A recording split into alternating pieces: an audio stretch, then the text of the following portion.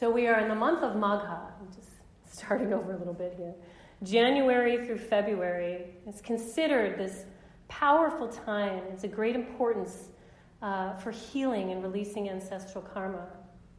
It's a period for spiritual activities, for meditation, for acts of charity, and for bathing in sacred waters. And, when we think of sacred waters, we think of the Ganges River, right?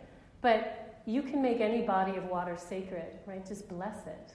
We can bless a body of water. We can chant mantra over a bathtub if we wanted to and make that body of water sacred. So keep that in mind for not only today, but the rest of this Magha period. Now, today's full moon in the month of Magha is especially powerful. We call this Magha Purnima. Purnima means full moon.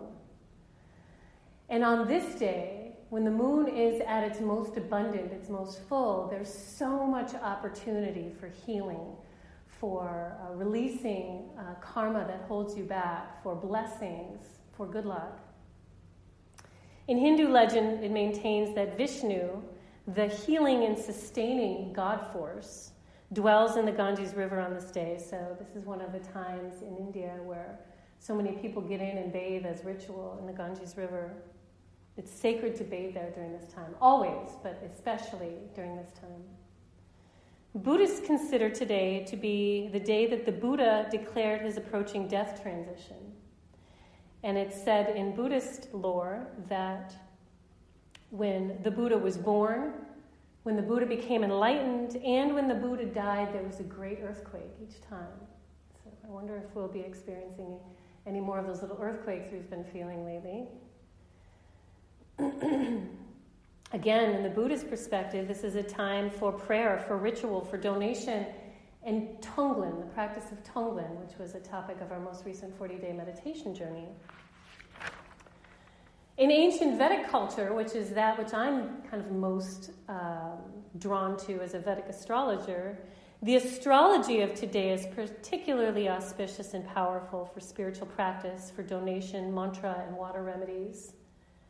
The moon is in Cancer, which is its own sign, and the nakshatra, the constellation that the moon is in right now, is the constellation of Ashlesha. It means clinging star. It's ruled by mystical snakes, as the lore would say, bringing wisdom, awakening, and intuition and insight. The snake, right? The Kundalini.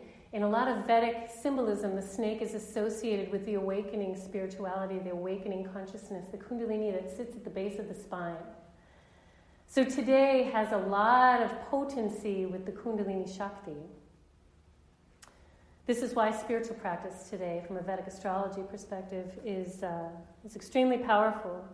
And the sun is in Capricorn, a very grounded sign, very capable, very materializing, with restriction that is promoting the potential for expansion. It's also known as a time to release 7 generations of generational karma. There's an affliction in Vedic astrology based on particular alignments called a Pitru dosha, which means that a person has been selected through karma to carry on the karma of an ancestor who has committed some sort of powerful sin or atrocity. And it carries over into that person's chart. This would be a day as a remedy to a person who has that particular affliction in their chart to seek to release that through spiritual practice. How that manifests in a person's life when such a placement exists in a natal chart is massive up and downs, lack of prosperity, lack of discernment, a sort of demoralizing through the trajectory of life. And it tends to unfold in later life. So today is a powerful day to release ancestral karma, especially in powerful afflictions such as that. And so with all of that, today we are going to make a powerful use of the cosmic and spiritual energy made available to us. We're going to meditate, we're going to chant. We're going to move our bodies. We're going to do meditations to release generational karma. I even encourage you after you leave here today, maybe you make some sort of charitable donation or to an organization that resonates with you.